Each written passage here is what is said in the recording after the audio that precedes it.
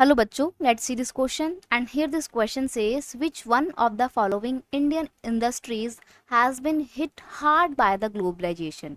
Question आपसे बोल रहा है कि इंडिया की वो कौन सी इंडस्ट्री है जो ग्लोबलाइजेशन के आने के बाद से बहुत ही हिट हार्ड हुई है, मतलब बहुत ज़्यादा उसको हानि पहुंची है। ठीक है, आपके ऑप्शन है आईटी इंडस्ट्री यानी कि information technology industry, toy making industry, jute industry या फिर सीमेंट इंडस्ट्री। ठीक है, देखो आपको ना इसमें इसके क्वेश्चन का अगर आप आंसर देखोगे तो कहीं कहीं आपको आईटी इंडस्ट्री भी मिलेगा, पर वो सही आंसर इसलिए नहीं है क्योंकि आईटी इंडस्ट्री को हिट हार्ड नहीं हुआ था बल्कि एक बूम मिला था, उसका और ज़्यादा डेवलपमेंट हुआ था ग्लोबलाइजेशन के आने के बाद से। और हिट हार्ड का मतलब यहाँ पे नेगेटिव सेंस में है कि ग्लोबलाइजेशन के आने के बाद से कौन सी इंडिया की इंडस्ट्री को एक हार्ड हिट हार्ड मिला, यानी कि एक उनको बैकवर्डनेस का एक कमी का सामना करना पड़ा या उसको नुकसान झेलना पड़ा। तो वो हमारी आईटी इंडस्ट्री नहीं थी। अगर आपको आईटी इंडस्ट्री कहीं मिले तो वो ऑप्शन गलत रहेगा आपका। जूट इंडस्ट्री भी नहीं है, सीमेंट भी नहीं है, टॉय मेकिंग इंडस्ट्री है। अब टॉय मेकिंग इंडस्ट्री का एग्जांपल मैं आपको दूं, आज आप अपने घरों में आपको जितने भी टॉयज मिलें या छोटा मोटा कोई प्लास्टिक का सामान मिले तो उसमें देखना आपको क्या देखने को मिलेगा। आपको उसमें मोस्टली दिखेगा मेड इन चाइना। इनफैक्ट आप जो मोबाइल यूज़ करते हो, मोस्टली हमारे इंडिया में जो मोबाइल हम लोग यूज़ करते हैं वो मोस्टली कहाँ के होते हैं, चाइना के होते हैं। अब ये ओप्पो है, रियलमी है, ये सब चाइना की कंपनी है। टॉयज देखो कोई, वो सब चाइना के हैं। तो ऐसे में जो हमारा टॉय मेकिंग इंडस्ट्री है ना, वो बहुत ज़्यादा हिट हार्ड हुई है ग्लोबलाइजेशन के आने के बाद से। क्यों? क्योंकि चाइना के टॉयज सस्ते होते हैं as compared to Indian toys.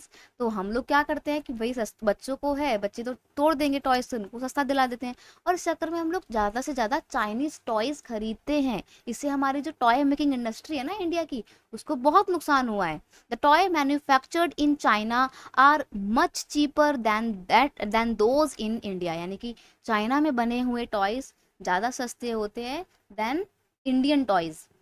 Okay, people are choosing to buy toys made in China due to the better design. अब ये मतलब नहीं है कि चाइना के टॉयज सस्ते हैं तो अच्छे नहीं होंगे, ऐसा नहीं है। उनका डिज़ाइन भी अच्छा होता है, क्वालिटी वाइज भी अच्छे होते हैं और लो कॉस्ट में हमारे को वो मिलते हैं, कॉस्ट से ये। ठीक है, तो इस वजह से इंडियंस लोग क्या करते हैं, चाइना चाइना के बने हुए टॉयज को ज़्यादा प्रीफर करते हैं।